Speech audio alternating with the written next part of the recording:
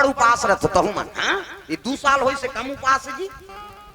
भांचा उपास ओकर दुखलनी बुला है लझरंग ले बेटी उपास कुछ है नी वो बेटी कहा थे लुगरा कपड़ा लमरा देते बेटी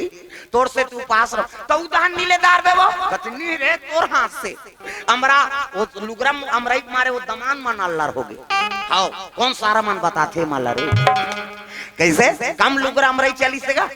2 साल ओकर दुखलनी बुला है बेटी उपास बेटा उपास कैसे अब तीजा हाथ फेरे बैठे का तीजा उपास आधा रात ले करू भात खाते दादा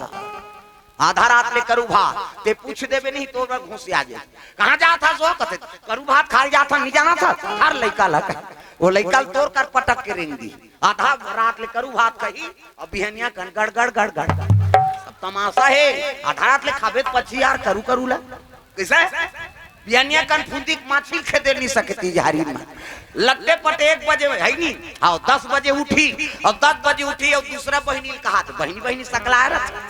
रमेश री कहते काय दीदी भैंसी दूध के चाह बनाते आ कराते हो ते दिमाग लझान चाटिया बना दे पी दे बोन कहा लगते पट 1 बजे मुखारी चाप थे दादा कैसे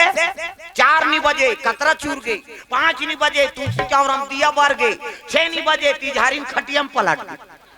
और कर भाई कहा थे ये सुखरू कहते का वो एक थारी कतरल खटिया खा ले नाम देते भैया ते तू पासत मारबे बोझबे पेट लफर करत रोगा कहां को पास नहीं कैसे कैसनो रहे बपरी मान लेकिन उपास धासल रथे उनके पुण्य प्रताप से